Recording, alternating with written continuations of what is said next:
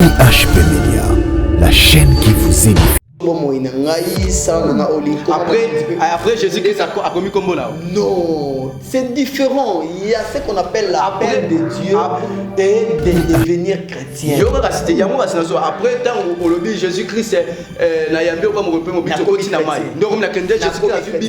n'ai pas dit ça. Il faut enregistrer le livre.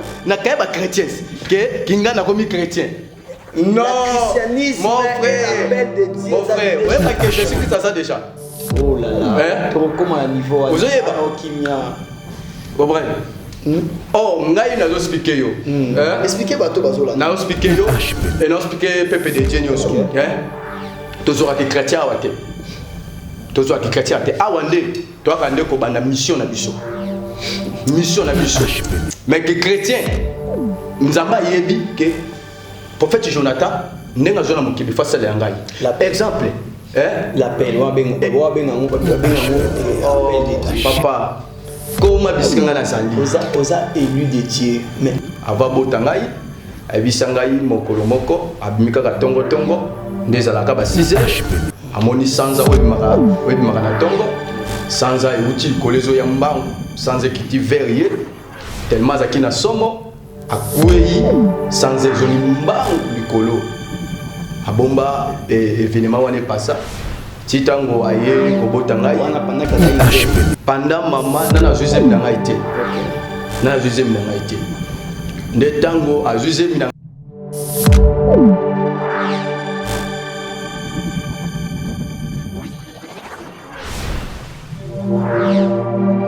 IHP Media, la chaîne qui vous édifie.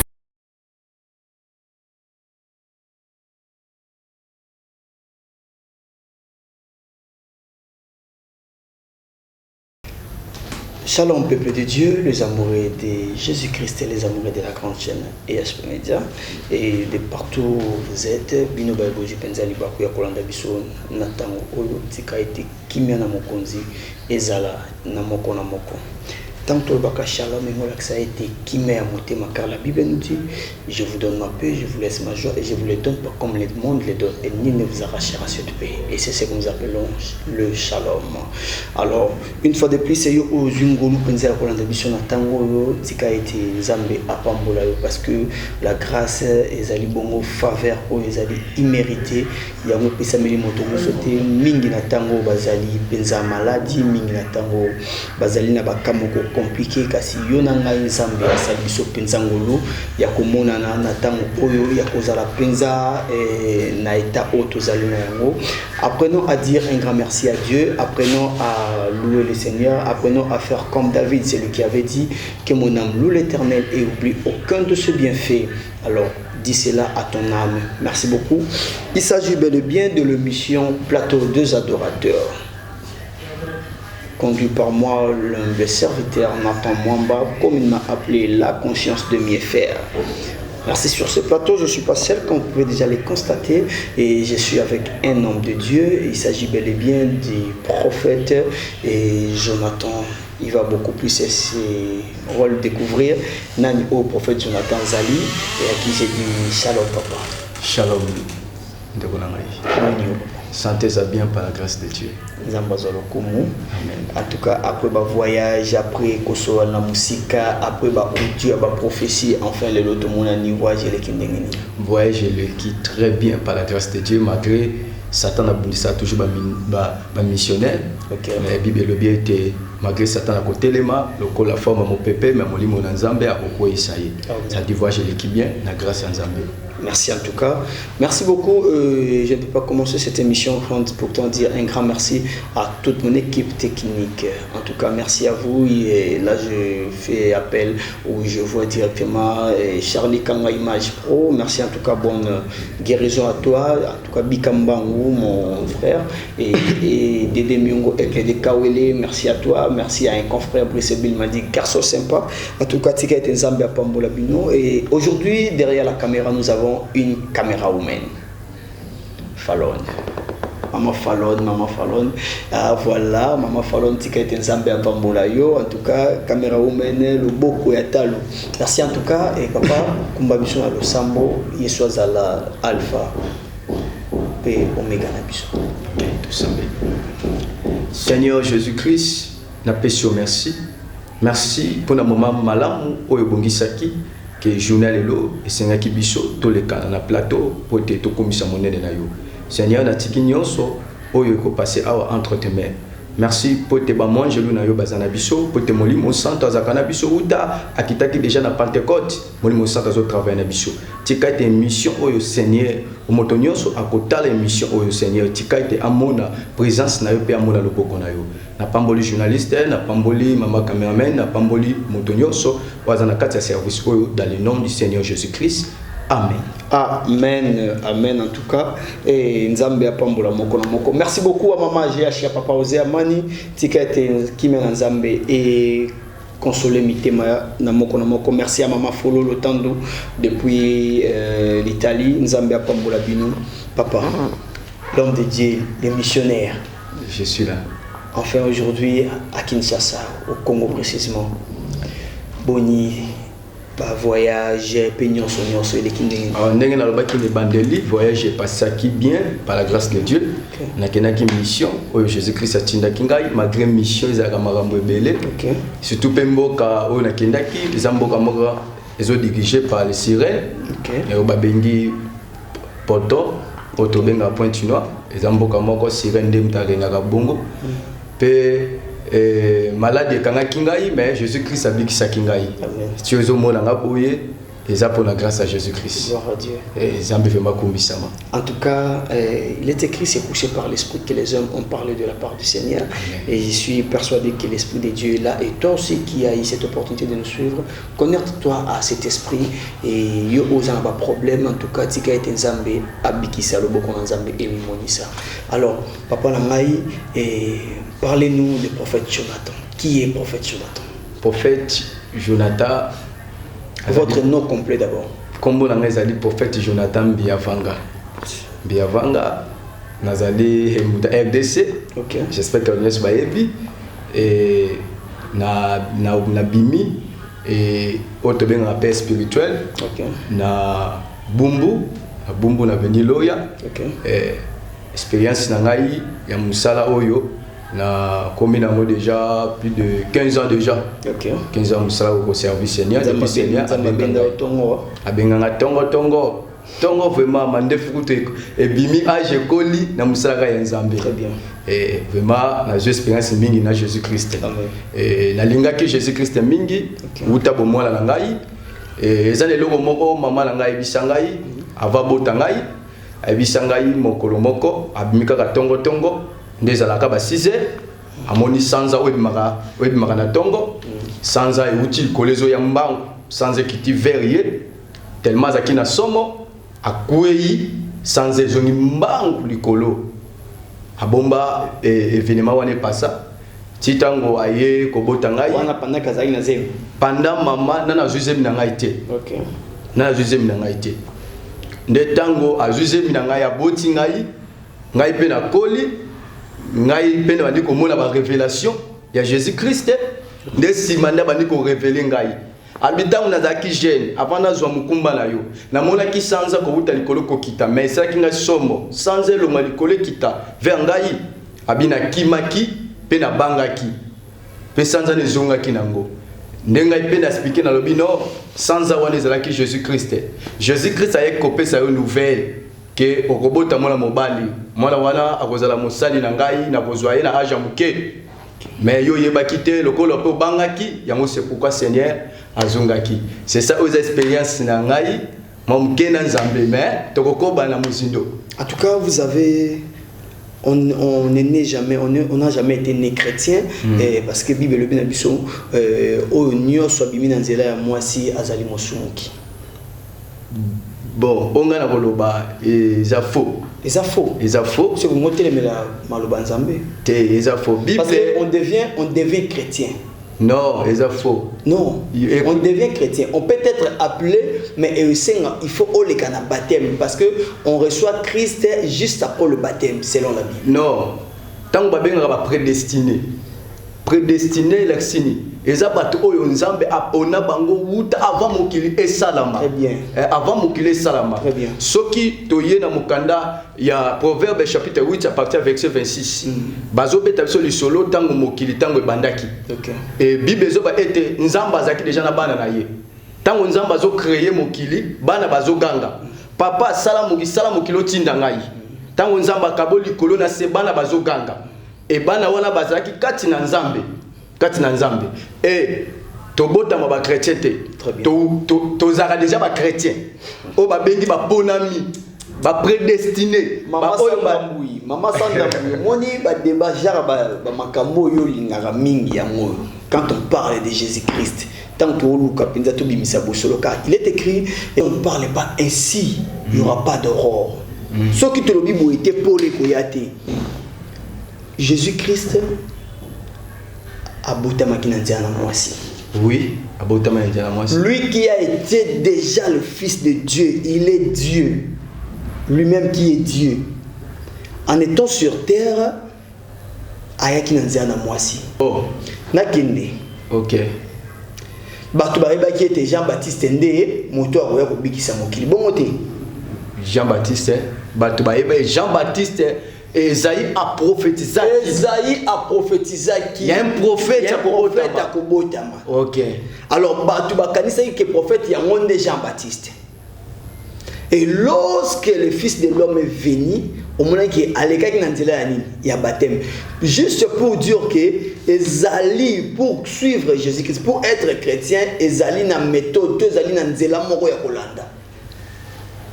Au contredire, oui. Vas-y. Et Nengina Lobelo Romoko, Soko Tangi Malachi chapitre 3, Bazo Lobela, arrivé à Jean-Baptiste. Malachi a prophétisé déjà. À Lobaki, Pizan a prophétisé Robotama. Yende a koyamba le Messie. Merci. Vous comprenez? Yende a kobongisa chemin pour le Messie aya.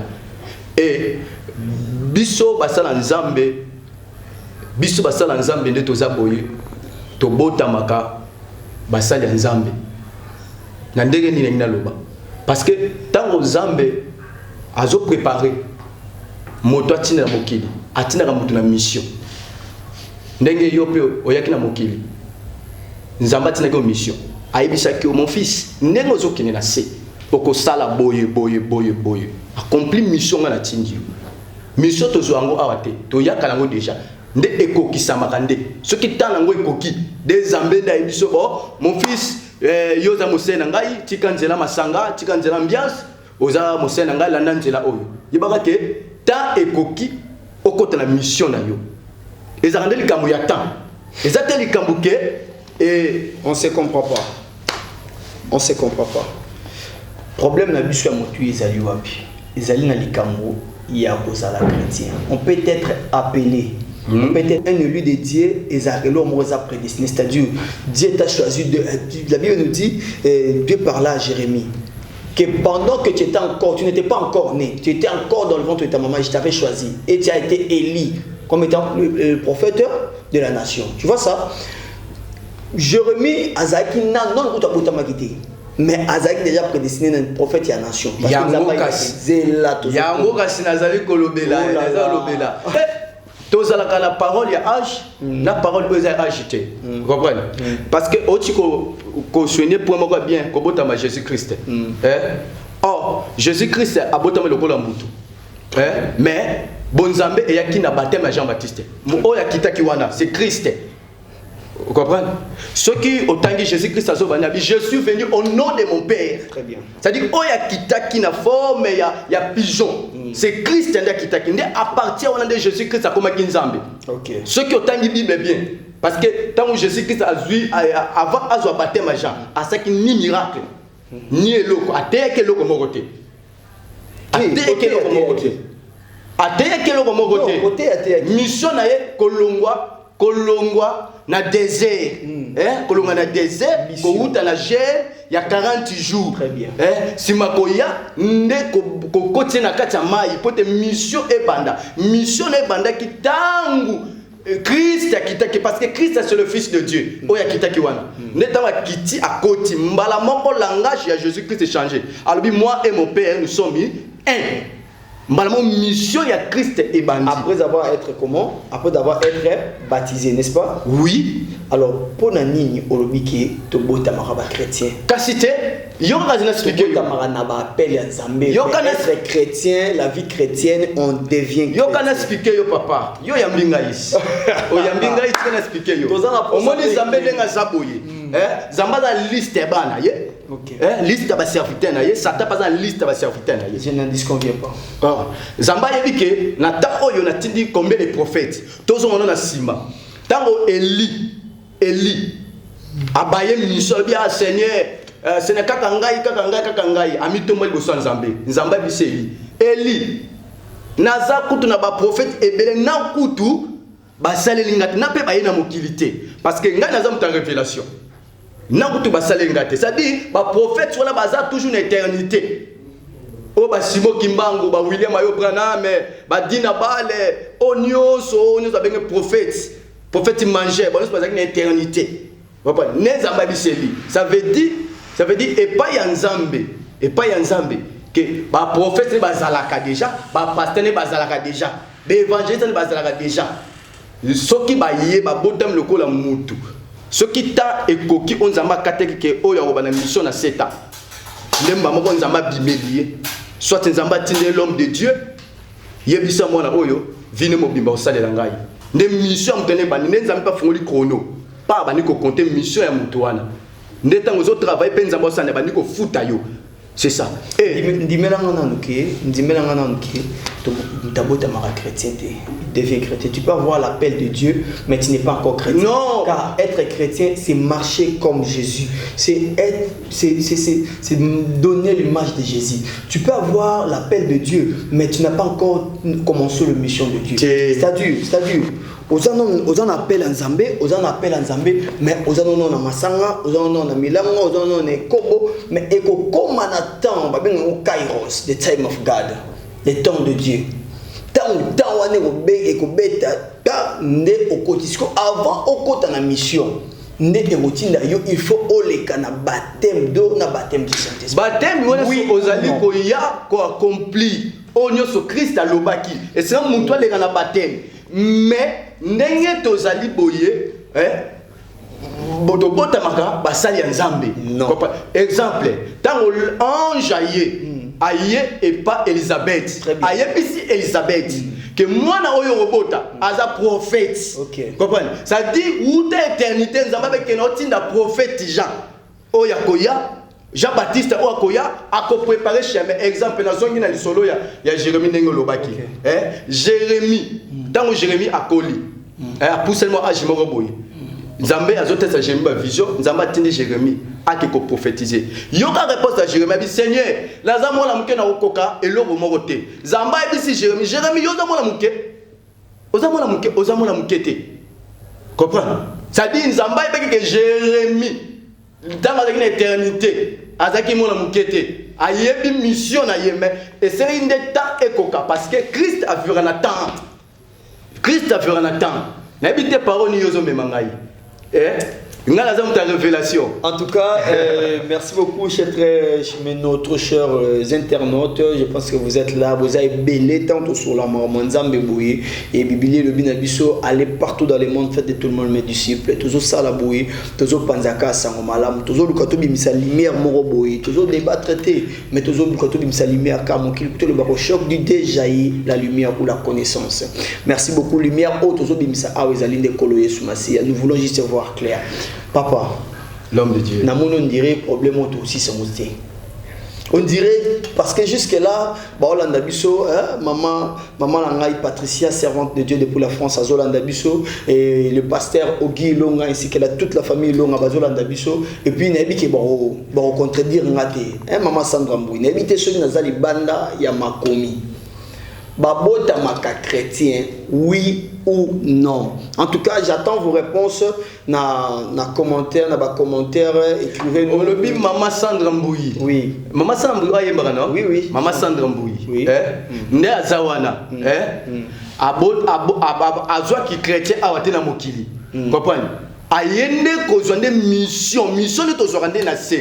Et appelle tant Nzambe atindi mutu. Alors que ozo kende. Chacun a son histoire. Moi, j'ai été déjà appelé. Ce que j'ai fait aujourd'hui, cela a été déjà prédestiné par mon Dieu. D'accord? Mais il y a eu un temps où j'étais païen. Du coup, n'a pas tellement dans la famille chrétienne. Mais quand on prend la conscience de servir Dieu et on part maintenant c'est alors que tu deviens chrétien. Papa. Mais Ozala qui déjà prédestiné, mais Nazali n'a pas dans la Milanwa. Kasite yango nazali koloba. Prédestiné la kisinini. Moto oyo aponama pointe que ya cause la prophète az évangéliste ko oyembela ngandeti mama lombongo oya oyembela ngai ataki mingai nganzambe na ko lande ka double pas zonga boye tu vois tala ku exemple o ku tena pesa kimingai obotama mbala moko chrétien olekisa tamo bote oyebaka Yesu kasite yango na lobi ezala nzembo moko dans ce monde perversé, tu m'as cherché, Seigneur, tu m'as cherché, tu m'as trouvé. Pendant que le Seigneur te cherchait, c'était là. Tu avais déjà l'appel de Dieu, mais tu n'étais pas encore dans la mission. Parce que tant que nous continuons dans la mission, on est aux chrétiens. La voix de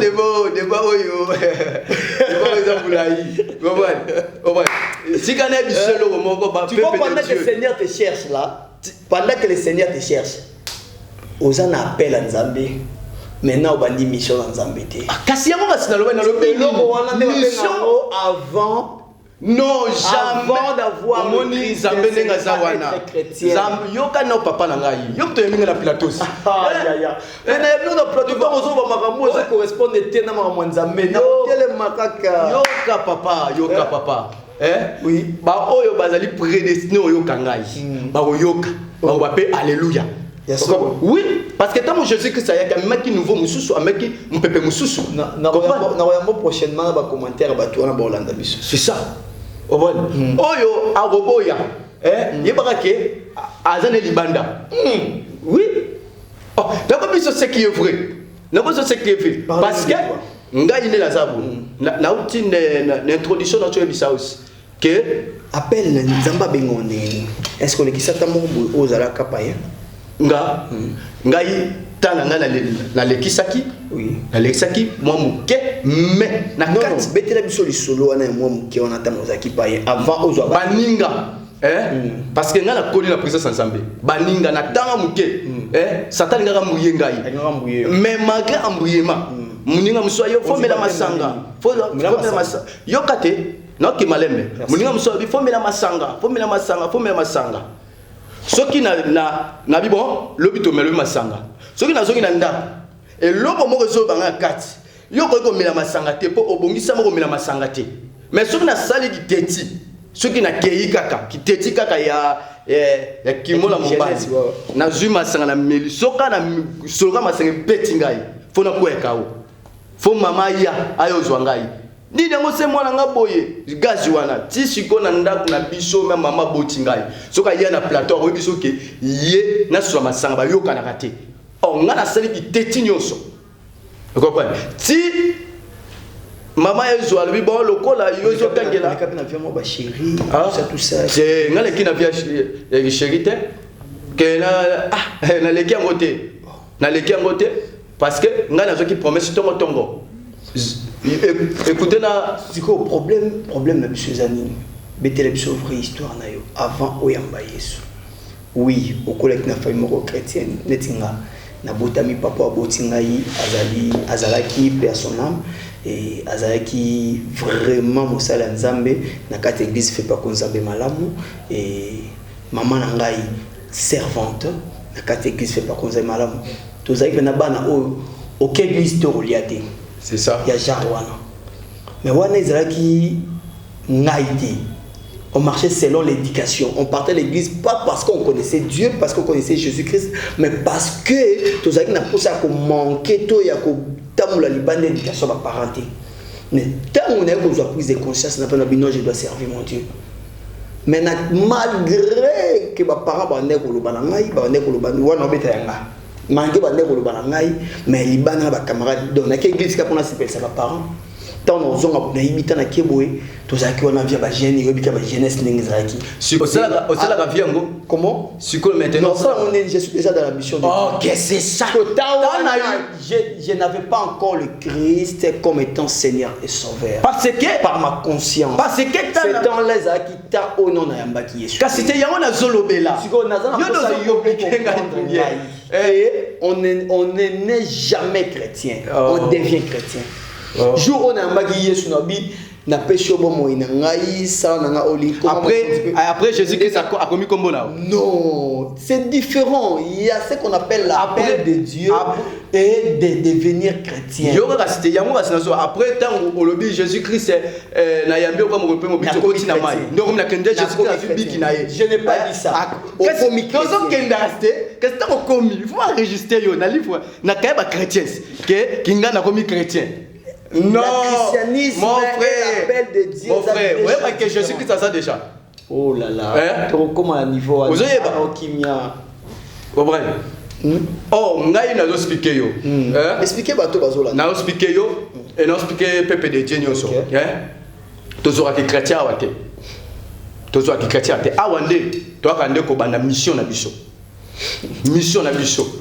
Mais que chrétien nzamba yebi ke prophète Jonathan nenga zona mukibi face à l'angai. Exemple, l'appel appel de Dieu. Papa, comment biskanga na sali? Osa élu de Dieu, mais on devient chrétien, l'homme de Dieu. Comment biskanga na sali? Prophète Jonathan, faites-nous la différence. Merci beaucoup. Faites-nous la différence entre être chrétien et être appelé de Dieu. Quelle différence faites-vous entre un chrétien et un appelé de Dieu? Tant au lobby chrétien na appelé de Dieu. Appelé et ça le cola moto oyo azala qui na liste était. Il en a très bien. Et ça comme t'as qui na liste était. Mais cola coûté negabi na salo grâce. Parce que tous sont la Bible, tous sont la Bible, tous sont la Bible. Bible zo ba été et beti parabole. Ouais Jésus-Christ a soloba. Et zala qui na mokonzi moko. Mokonzi na sali feti na ye. Na feti na sali apesi ba invitation na ba oyaye. Bible zo ba ke ta ma feti koki. Ba oyaye ba yete. Asiliki bimi libanda. Kasite yo rasina ke malembes. Asiliki abimi libanda abi non biloko ekoki ko beba boete. À moi, quand frère Mazole, yo kota, c'est yo kota, ce sont là les appelés. Ah. Il y a une question. Qu'est-ce que tu veux dire? Il y a un débat appelé. Qu'est-ce que tu question? Différence entre un éli et un appelé. Un éli, oyazali moto oyo nzambe aponaye ne loko oyo. Exemple nzambe aponaye na parole. Yo kotiara na parole, yo kolia na parole, nyonso yo eza la parole. Ceux qui a quelque luka comme commerçant ou bien comme receveur chauffeur, et ko simbate. Zamba kozongise kaka bisika ponela yewana. Comprendre? Bisika ponela ye. Nazomba muke exemple nanga moko. Tango na otanga mécanique ba parents ba bisinga bi ayo photo ko choka lokola ozotanga na tongo fope na ba après-midi OK d'appel télé. À télé. Comprendre? Pas ba koti singai. Na tongo na quelle classe? Ceux qui na 6 ba 13h na ke ya télé. So na komi liboso mutuka. Na komi liboso mutuka boye. Maïl nyo selongwe. Na so comprendre te. Mais na lingaka mécanique makasi. Ngai na classe mécanique na nozo 0 te. Ben so na komi boye. Non comprendre te. So na simbi clé boye. Non tuna o clé nini. Ba so yo bi clé te. Non comprendre te. Soka ten koki ya ozonga soka na komi na rêve bis pona zoka bis. Maïl zoki. Et ça lingai anemo bimba. Na so comprendre te. Ti tango Jésus-Christ ayelingai. Christ ayelingai. Ayebisingai. Yo benga mapono sala mokilité. O benga pono sala nga vina yo mobimba. Uta likolo na ponaki yo déjà que yo osalela ngai okokima ngai te nde mbala moko na ye na Seigneur limbisa ngai limbisa na yebaki te naza mutu wana naza na ba 13 ans 14 ans. Dieu t'a appelé à quel âge? Âge ni ozo baptême na nga nazwa baptême na âge ya 11 ans. Il y a 11 ans. 11 ans. Tu étais déjà conscient de ce que tu faisais. Oui. Tu connaissais déjà Jésus-Christ. Oui, na bande de okamba déjà intercession. Na 11 ans. Na 11 ans na okamba intercession que le Seigneur a manifesté ce qui papa bimisanga soka ya oyebisa yo. Papa tema alingaki nga mingi. Papa bimisanga wana père de la foi notre papa non, père spirituel c'est Dieu. C'est le Saint-Esprit. Papa ya kondima na ngai. On le bat le to ko place wana père spirituel c'est le Saint-Esprit. Qui nous enseigne rabiso parce que liboso ba non père spirituel na ngada na loya car c'était pona mema yo na vision na ngai yango mo la ba ki bongo so ba ki papa kondima ta mususu ngo comprendre te c'est ça. Merci beaucoup, je pense que vous êtes trop mieux. En tout cas, vous c'est la makasi na makambo a tu as ça débattre tout kaka to comprendre pe makambo yango ya Yesu Masia et ndenge apôtre Paul Lobaki likolo ya molimo baki sape connaissance. En tout cas, tout ça juste pour ajouter la connaissance likolo ya mokie auto mais qui penda koyeba. Alors, prophète Jonathan, parlez-nous de ton témoignage. Les autres étaient temps aussi qui pensa tout l'autre comme moi extrême qui est il y a mon abisso to un peu volé. Merci beaucoup papa à tout le monde déjà livré et tout le monde mon pandi prophète Branham c'est ça prophète Branham mon prophète Branham pandi tout le monde et papa Simon Kimbangu mon pandi prophète Simon Kimbangu et livre intitulé La Révélation. Parlez-nous de la révélation, juste introduction. Et pourquoi seulement prophète Branham, na prophète Simon Kimbangu, na arc-en-ciel. Ok, peuple de Dieu, na pesibino susumbote na kombo ya Seigneur Jésus-Christ. Na bike ba oba prédestiné, ba oyoka ngai comme Christ nenga lobi et ba brebi na ngai ba oyoka mungongo na ngai. C'est ça na yepo na bino na yete po na kozonga na parole ya kala, wala parole ya kala. Parole ya ko ba Seigneur biso et parole oyo Christ a pesi ngai yango na memeli bino. La révélation, c'est pourquoi Omoni, Natie, Simon Kimbangu et na Branham. Vous pouvez s'en Simon papa. Et Naï, Sokotangi, na texte ya livre et na livre là yo mom to commis. Ngamo na commis parce que aux ali commis do Christ a pesa ngai. Et bisa ngai ce que Omoni l'évangile et tengami oyo muteko sunga yo. La Bible nous dit celui qui a commencé ces choses il rendra parfait évangile éternel. C'est ça, ça dit Christ a côté. Écoutez, il y a qu'à expliquer parole. Au moins l'apôtre Paul, Paul Azaki, apôtre mort Azaki na puissance. Christ a utilisé, mais n'a pas ce côté qui l'évangile. Comprenez? Apôtre Paul a semblé Nzambe a l'accès vision. Comprenez? A ça la batante. Apôtre Paul a salitante abandi côté kande yango bandi ko sungaye yo mona apôtre Paul lobi na boyi ko senga batu mbongo na lingi Christ na ngai atika toujours na ngambu na ngai yango c'est pourquoi na osala tante ko pe sunga ngai pe na ministère na ngai comprendre c'est ça ngwana oza komi tante na ngai o Christ a pesa kingai parce que ngala za la grâce ko koma na tangela ngote so na vandika bona koma parce que ça grâce so ba pesa ngai et liboso avant la bano koma boye na bande ko banga nzambe. Okay. La crainte de Dieu de mutu benda nzambe crainte ya nzambe zo ba ema o etira keloko très bien banga nzambe ko tamolo banga nzambe ko sala makambo oyo nzambe azo singa ngana sala nde yangwana nde lokola nazaki déjà moponami nzambe aye mukolo wana moi ngala mona ki nzambe o ba ko nzambe mona kaite bible lobi asaka grâce na moto oyo alingi soki alobaki ke akomimo c'est pas na yo akomimo ça. On a pas passé par Nzamba mona ga été faux. Oui, je vis. Saute na livre na awa, na lobi boy. Na lobi na kotikala ko détailler elongi Nzambe to bien zola Nzambe te mais na détailler kaka ndenga latelaki ndenga zalelaki. C'est ça ndena komi. Ti mukola ligola eza la mwasi na ngai. Eza mwasi na ngai. Atuna nga même fo. Omona ndenge nini? Abara jamais. Comprendre? Ceux qui n'ont pas de moindre. Ça c'est mondele, ça c'est chinois. Nous avons même tapé ça qui est le zali. Oui, comme apôtre Jean. Jean comme première trompette, deuxième trompette, troisième et comme la septième, Bible béni. Mon gong est Jean, septième trompette qu'on commaté. Comprenez? C'est ça. Il faut que tu là, na ordre de Christ. Et nenge na bano banga nzambe, nenge Jésus-Christ a bana comme imolisa. Jésus-Christ a yé pas nangai. Aye abimela kingai ayebisi ngai yo zali mopona yo se prendre au makambo mopona mi yo zote belanga papa deuxième mission papa deuxième mission papa tango Christ aye Christ aye ayebisi ngai yo zali mopona na pona toute éternité avant la ça mukina yebaki ke yo ko ya na tana yo Branham ayaki na tana ye Simon ki mapa na tana ye Adina ba pe na tana ye ba wuti pe azosa na tana ye ngai pe na ye na tana nga mutu mutala na tana yo boza na tana ye c'est ça et les amba bisinga lo bitana we koki pona tatsu makambo oyo les amba zungai na loboko amemi ngai lokola mwana muke amatisinga likolo matinga likolo mati likolo abandi kotambusa ngai atalisinga premier ciel pendant que au mati likolo ana mokili c'était quoi la réaction là qui na butu moko ok.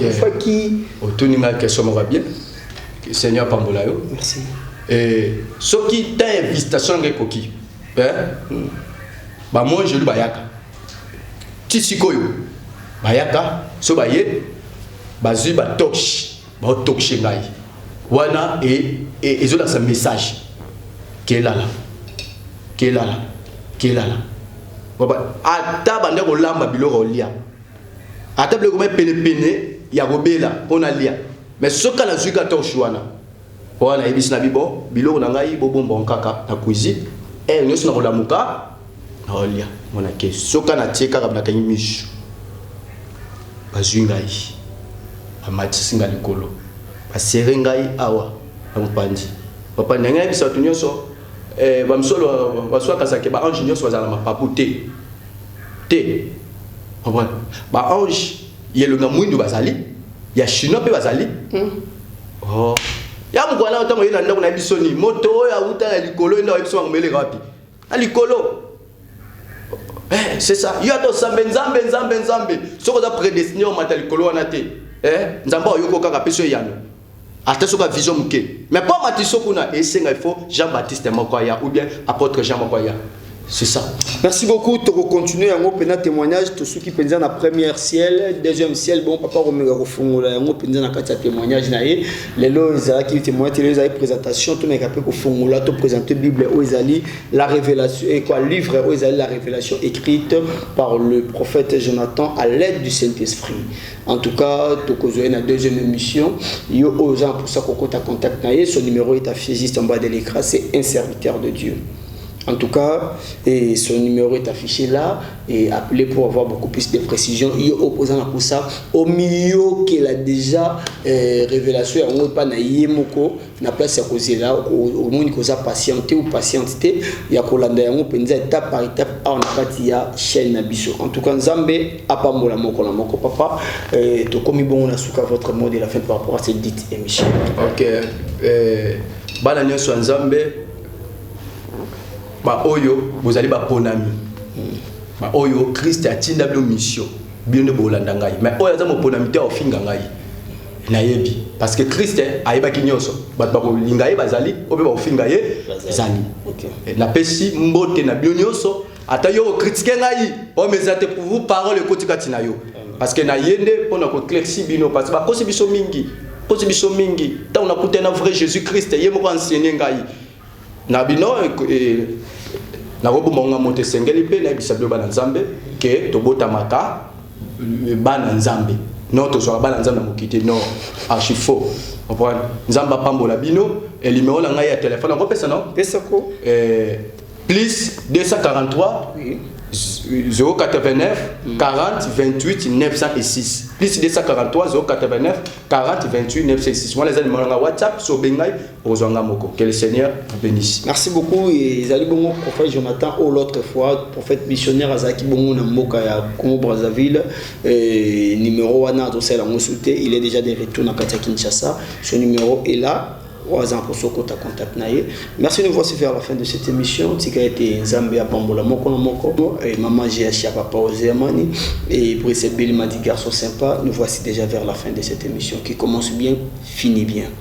Papa, Zamba Banda Knab sur la Alpha, sur le chiminé et sur le succès de la Omega aux Amalam na le Sambo. Na osu qui ça? Seigneur Jésus-Christ, le vrai Dieu. Le véritable Dieu. Zambé, il y a troisième poule. Zambé, il y a quoi enseigner bateau. Ma commezo ba été mokoloana bana Israël bazali kozela likolo e fungwa mabamona yoko kita na mapapu na banjelu. Onzoka mokoloana Jésus-Christ oyaki na famille moko ezanga tina obotami pe na Bethléem petite ville. Oh Seigneur Jésus-Christ, tango telemi pona ko annoncer batwazali kondima yote babitozo zela Yesu oyo akutani na mapata. Seigneur tikate pepe nyonso balandi ngai bana na yo ba oyo balandi prophète Jonathan tika ete kolo parole oyo bimi na plateau ya tongwa lelo kolo epesa bango bomoi na kombo na Yesu Kristo. Pe pambola papa na biso journaliste, pe pambola mama na biso azana sima ya confirmer, pe pambola équipe mobima et travail awa na kombo na Yesu Kristo pe na pamboli journal lelo ezala béni au nom de Jésus-Christ.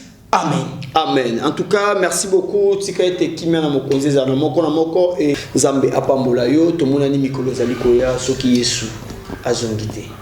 Au revoir. IHP Media, la chaîne qui vous édifie.